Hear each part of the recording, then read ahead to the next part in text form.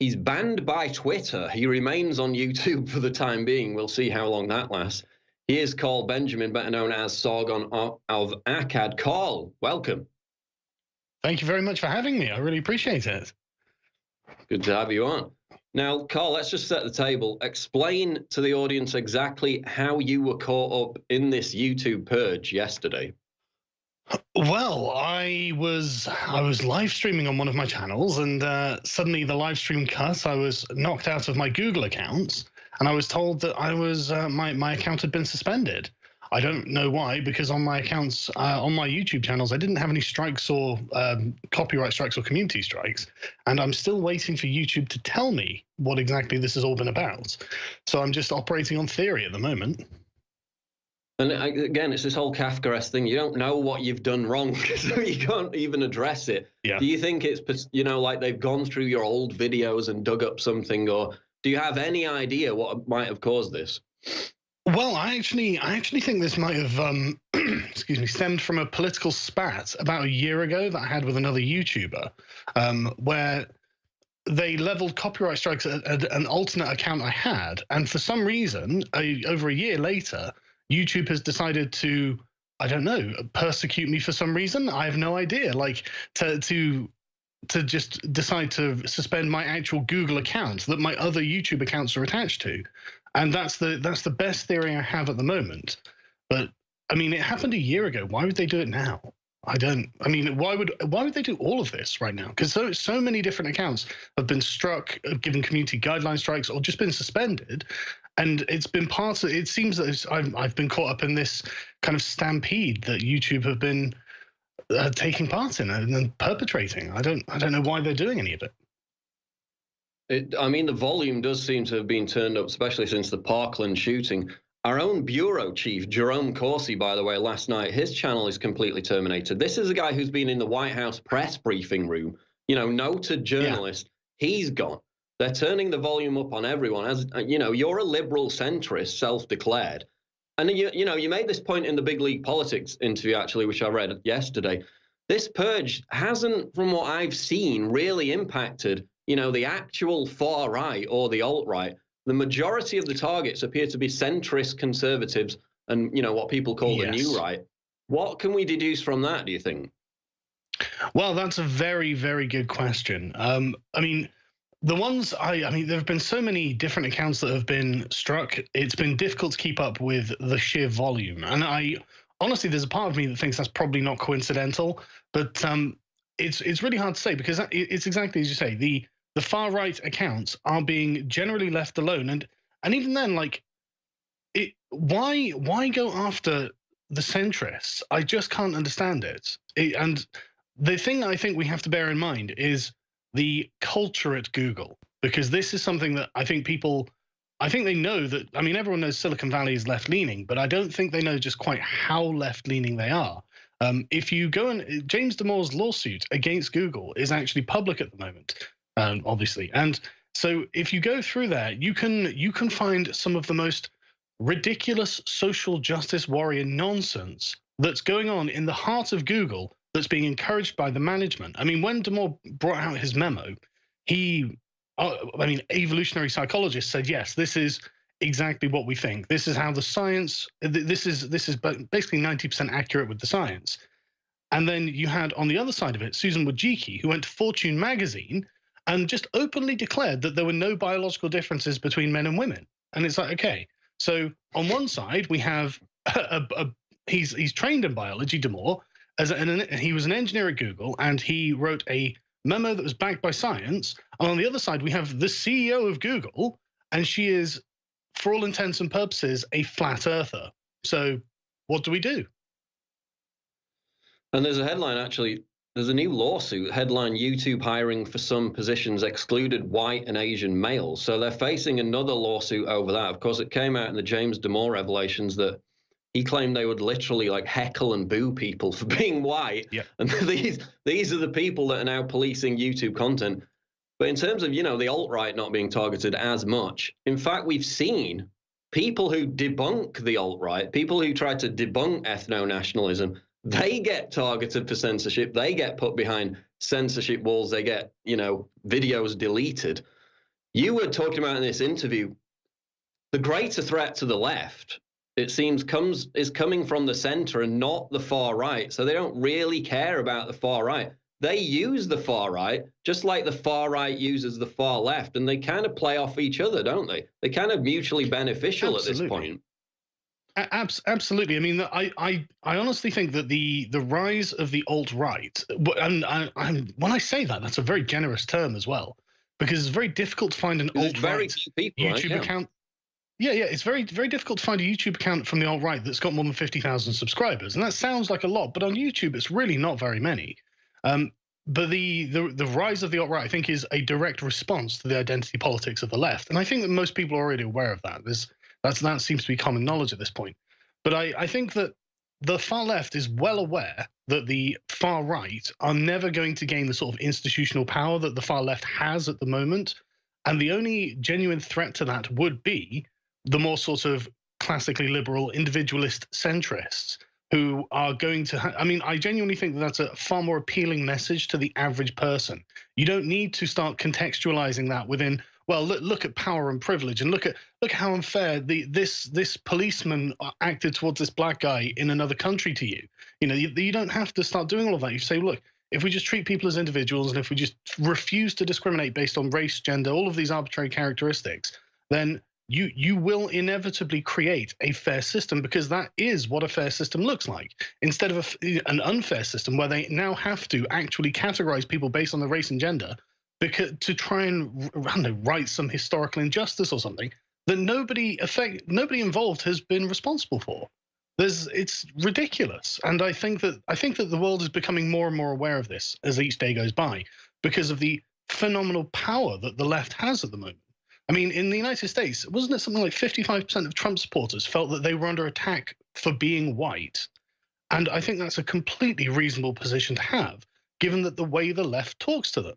And then exactly as you say as well at Google, there are examples in Damore's memo of them just booing white men in their meetings. And exactly say, like, they're now targeting Asian men as well, because I suppose Asians now have white privilege, which I guess if you look at the statistics, that's true, because they're doing very well. But then when you look at what they're actually doing, just their activities, okay, you know, you can take any example and say, right, what did this guy do? He went through school, he got good qualifications, he went to university, he got good qualifications, then he went and applied for a job at Google, he got it because of his good qualifications, and then he ended up making lots of money as an engineer because he worked hard at his job. That's not privilege, that's earned, that's hard work, that's not some sort of arbitrary gift from the gods, that's something that someone has done. And they're going to find themselves in, and this really like all ties back to why Damore was persecuted in the first place, because Damore obviously had done basically the same thing, because I guess young men who are of a certain caliber have a tendency to work hard and do their best. But this all ties back to Damore, because the whole point of his memo was to say, look, it's not that women can't be in tech, and this is despite the misrepresentations you may have seen in the media, which are genuine misrepresentations. It's only a 10-page memo, anyone can read it. It's not that women can't be in tech. It's just that if you look at what happens in a free society, people tend to follow their natural inclinations. And if women's natural inclinations tends to lead them into other careers, you can see why Google's having a problem breaking that sort of 30% threshold to try and get women into their company. But for some reason, if women don't want to do it, you really can't do anything else other than change the nature of Google itself to try and cater towards women to get more women to join, which was what Damore's actual suggestion was. It was actually in the service of trying to get women into tech. But because they are so ideological and so deeply rooted in the social constructivist ideology that is intersectionality, they can't bring themselves to say that, because if they say that, that undermines absolutely everything about their worldview. If it isn't that someone's oppressing them, if it isn't that this is all about social biases and racism and sexism, then they really have to look at themselves and have a think and say, right, nothing I believe is true. And just being honest with yourself, if someone came up to you and showed you something that, you know, they said, look at this, nothing you believe is true, you'd reject out of hand anyway, wouldn't you? You know, no one would want to accept that. And so I can understand why they're acting the way they're acting, but we've all got to be wary at this point, because I think they're getting worried, and I think they may be lashing out. It does seem to be, a fork in the road right now. They are at war with reality. I mean, to put it simply, they're at war with the reality that a meritocracy exists in society, and that women, as you said, aren't naturally inclined, to apply for these tech jobs, as is reflected in their own gender percentage stats and race percentage stats in terms of their employees. But to expand this out, Carl, I can now barely respond to people on Twitter who aren't world famous. I can barely respond to people with YouTube videos as individuals who aren't world famous without them having some kind of mini breakdown and accusing me of organizing, a harassment campaign against them, simply because I refuted something idiotic that they said in the public arena. And I'm sure you've had examples of this personally before as well. Yes.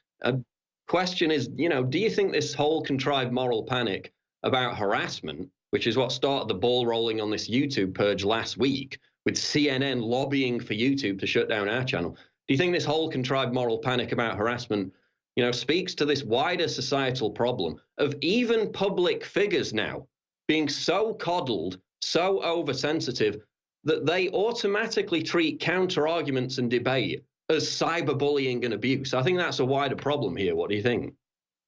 Oh, absolutely.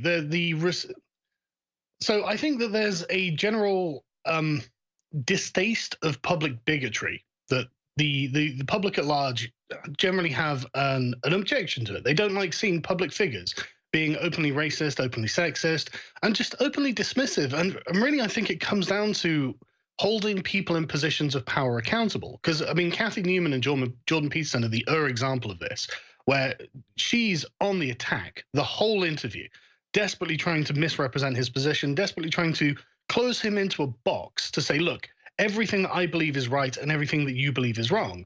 And Peterson was just far too smart for her to be able to do that. She ended up looking like an idiot, not even looking like an idiot, but I mean, saying we should organize our societies along the lines of the lobster. Yeah, okay, she looked like an idiot, but like she looked like she was, like Peterson said, ideologically possessed. She wasn't listening to what he was saying. She was just fighting him. And then afterwards, instead of saying, okay, I may have made some mistakes, I may have said some silly things, I think I might reconsider my position on these things. Instead, she decided to say, oh, well, people are tweeting nasty things at me, therefore I don't need to change. Everything about Jordan Peterson's fans are wrong, and that's where I can lay the blame. And it's like, Kathy, nothing is wrong with Jordan Peterson's fans. I mean, and ultimately the hypocrisy of this, the number of times, like people, public figures have been chased off of Twitter because of a far left hate mob. I mean, just Google it. There are dozens and dozens of examples of celebrities like Stephen Fry, and you've got loads of them where they just get battered by the far left mob because they said something transphobic or whatever. And it's just like, you have to understand that this is just not a card you can play. You can't say, oh, I'm the victim, therefore everything I say is right and everything about me is good. No. You probably aren't the victim. You're coddled within a giant organization. You're just getting nasty words on Twitter, and it's because you were being nasty in the public space and because you're acting like an ass. Be nice to people if you don't want people to treat you badly. It's really that easy. Well, we had another case of that yesterday. I mean, in addition to that, there was the Pamela Geller case where, this is a woman who gets serious, credible death threats from Islamic terrorists on a regular basis. The Daily Beast goes and exposes her daughters, who aren't even political. They're harassed, harangued. They have to delete their YouTube accounts. But that's completely fine. The Daily Beast journalist doing that is not going to get punished. No consequences for them. Jack Dorsey comes out the same day and says, oh, we need to have more civil conversations. Complete double standard. There was a fat pride activist last night who was arguing with a cancer charity. I think it was the UK's biggest cancer charity. She was arguing with a cancer charity after they tweeted that obesity causes cancer. And she going absolutely insane, saying this is fat shaming, this is horrible. People in the comments who called her out on her abject stupidity, they were then banned on Twitter for pointing out that obesity does indeed cause cancer. I mean, it's got to that level.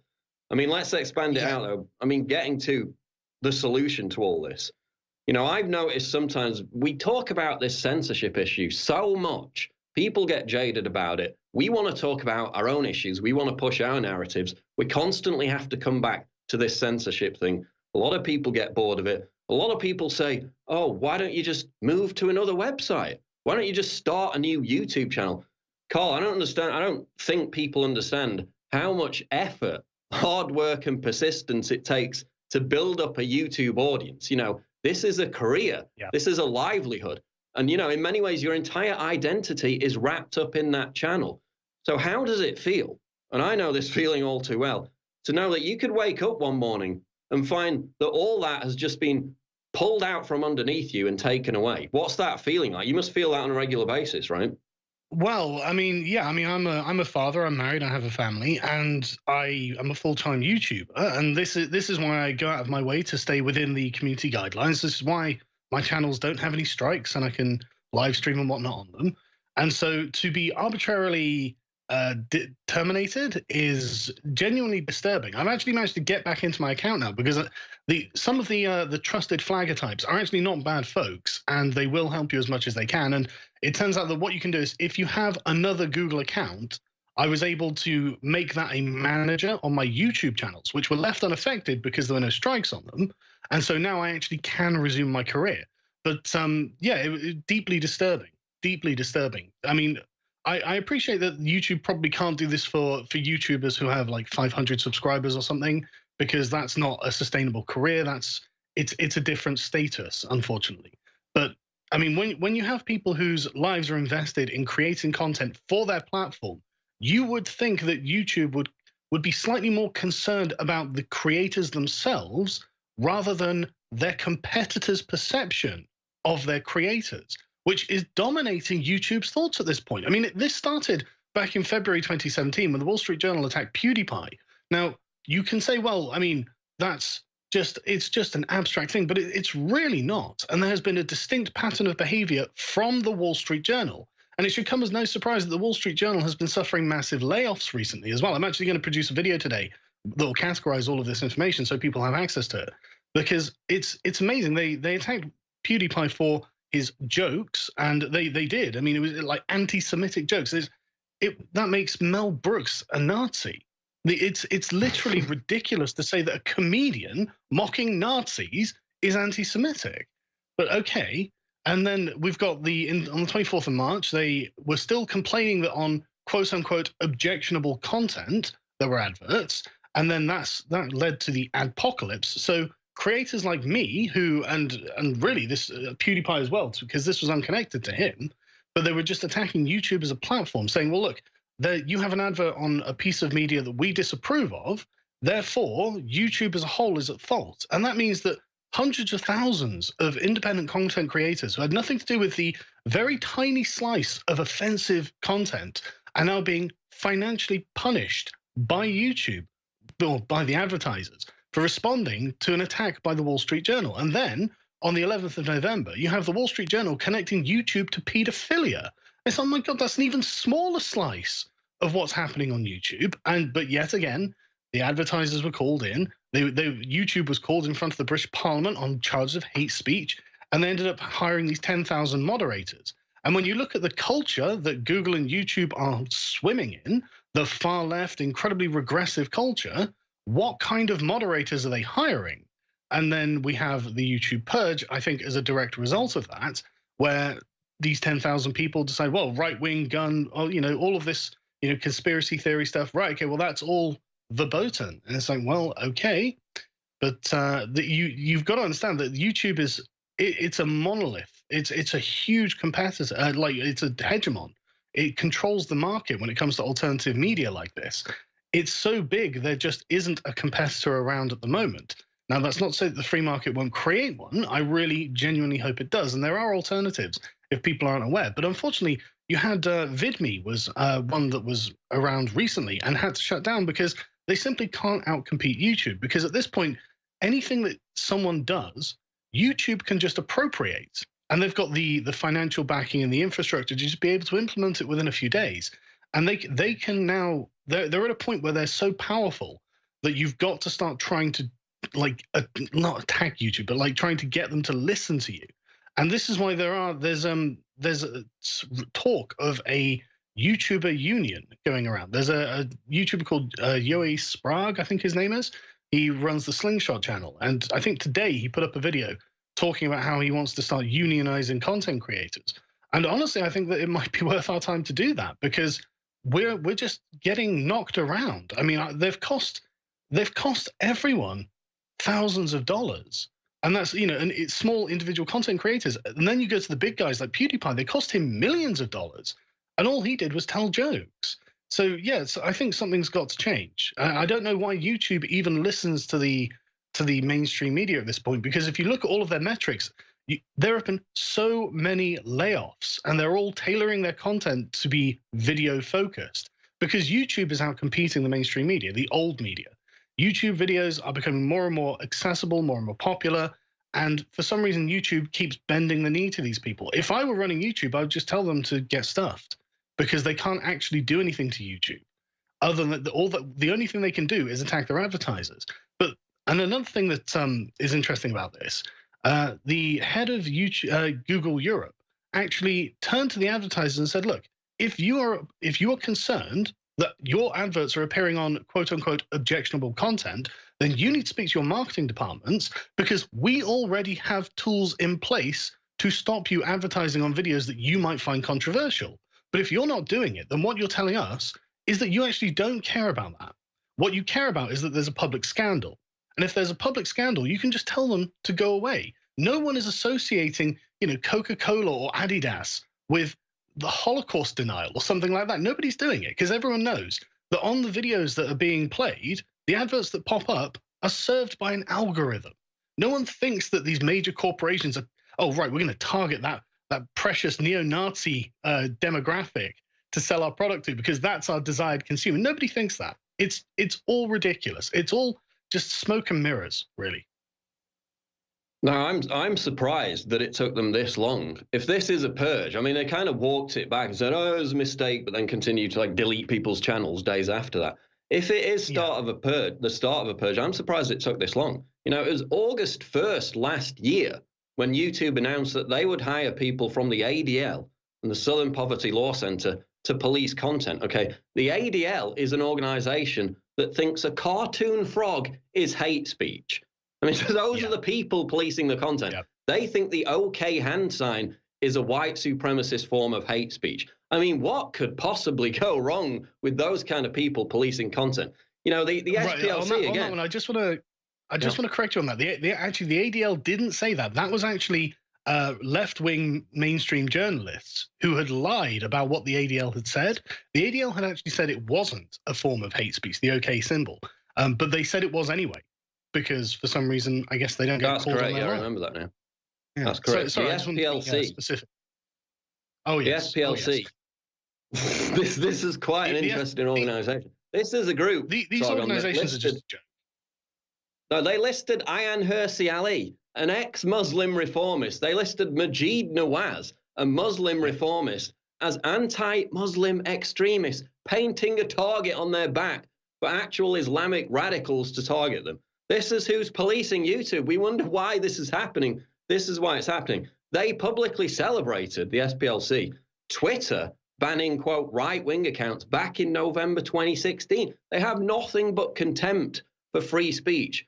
So why should we be surprised? I mean, their entire business model is based around fanning the flames of hysteria over hate speech. So of course they're going to characterize edgy opinions, or merely in some cases conservative opinions, as hate speech. I mean, we saw this coming a long way off. I mean, I want to ask you the most basic question, though. The left says a private company refuses to bake a gay wedding cake according to their own policies, according to their own morals. They should be publicly shamed, they should be fined, they should be put out of business, which has happened in America. But Google and YouTube can censor and ban anyone it likes, Sargon, because it's just a private company. Now, is there some kind of contradiction here? It's amazing how capitalist they become when it's convenient for them, because usually they're busy railing against capitalism. Normally they're as socialist as you can imagine until, oh, well, actually, it's in our interest to be very capitalist. Oh, Google's a private company. I mean, you can't force them to do that, even though we literally will do this to any company that gets in our way. I mean, look at the H&M coolest monkey in the jungle I was going to say scandal, but it's really not a scandal. It's a nothing. It's a bunch of far left activists, racial activists, getting their panties in a bunch over something that was completely innocent, and they have no compunction doing this at all, and they completely support it. You see how widely these things are shared on Twitter. They're completely in support of this, and yet they will be as hypocritical as you like as soon as you say, okay, well, if you can say we can create like public lobby groups against corporations, try and get them to do what we want, then why can't we do it? Oh, you can't do that. It's a free market. Oh, shut up. Shut up. I'm not even listening to you anymore. You're just such a hypocrite. I don't see why I would, No, I mean, there've been many people on the regressive left this week. That's good that you got your account back, by the way.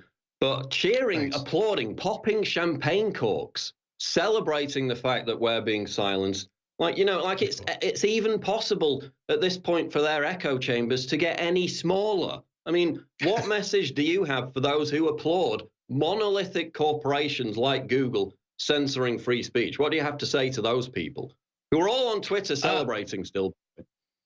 Yeah, I think they're remarkably short-sighted. If you can't argue for the rights of your opponents, then ultimately, when it comes to you having your rights threatened, there'll be no one to argue for you. I mean, this isn't anything new or revolutionary. This is the basis of a liberal democracy and universal rights. Everyone should be protected. I mean, I don't like having to defend the alt-right when they're being censored. I really don't. But I've had to do it consistently because that is the principle I believe in. I think that everyone should have the right to free speech, regardless of how awful what you're saying is. And in fact, I actually think sunlight is the best disinfectant. I think it is better to have these unpopular and often vile opinions to be present so people can use them as an example of why we don't do these things. Why, these are a good springboard from which to argue against. But the regressive left just won't have that. And I think that honestly, it comes down to a kind of totalitarian mindset, because the number of them that I've seen who are just outright state they would censor someone if they could. I personally find that deeply immoral. And as soon as you create the power to censor, you can't be sure. Then you have to worry about maintaining control of that power. And then that becomes the focus of your life, because otherwise that's going to be used against you. And anyone who manages to usurp it from you, however they manage it, they're just going to turn it on you, and you will have absolutely no grounds on which to say, well, that's wrong for them to censor me, because it was right when you were doing it. It's so short-sighted.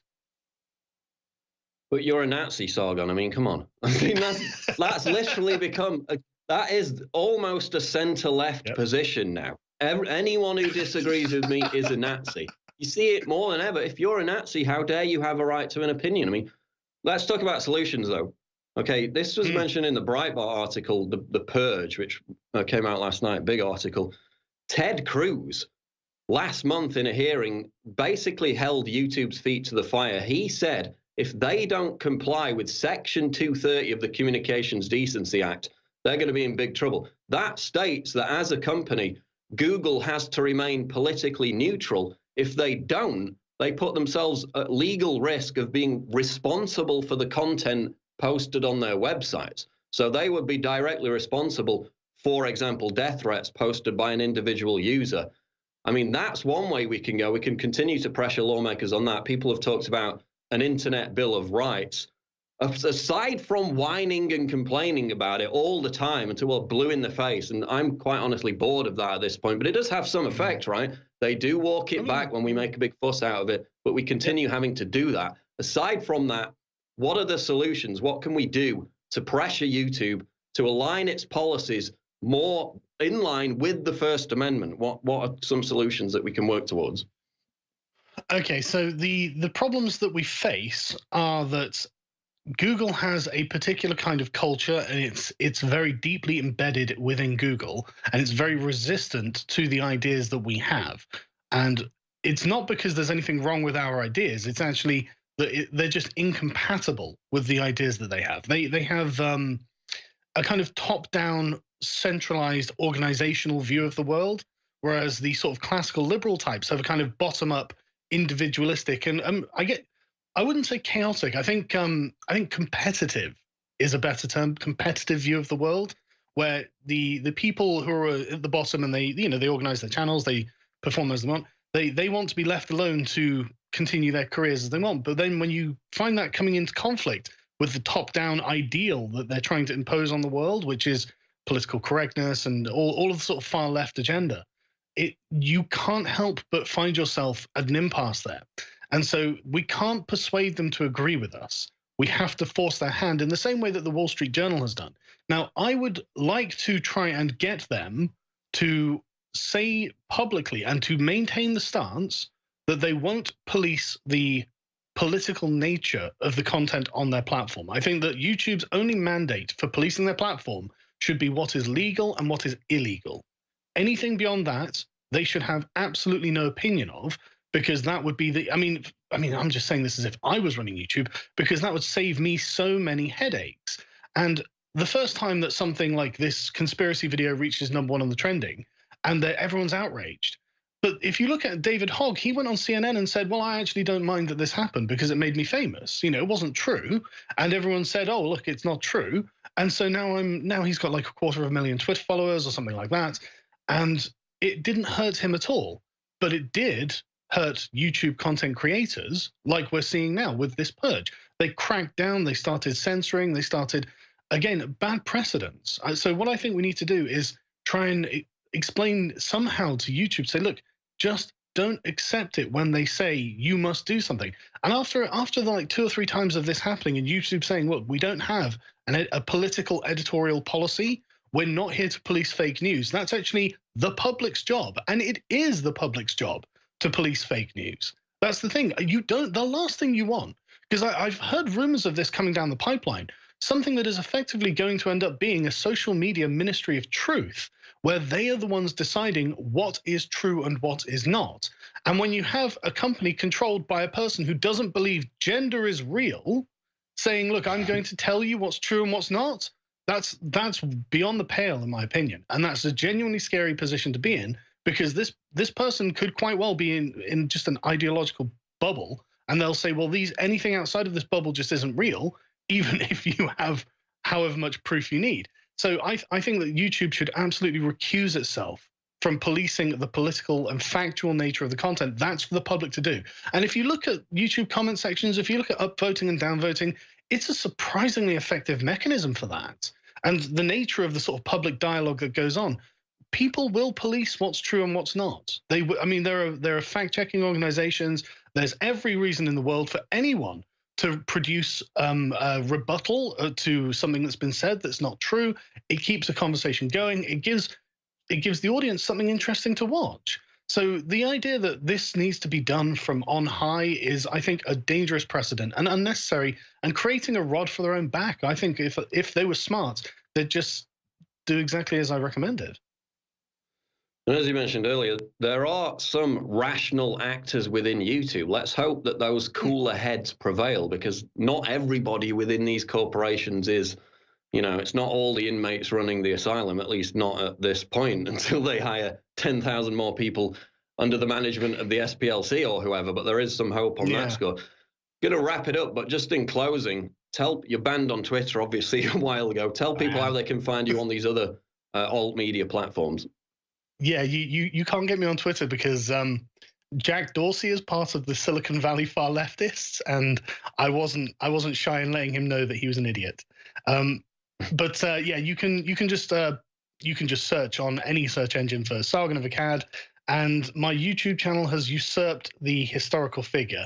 So when I reach the afterlife, if the historical Sargon is there, I'm so sorry. But you can just find my channel that way.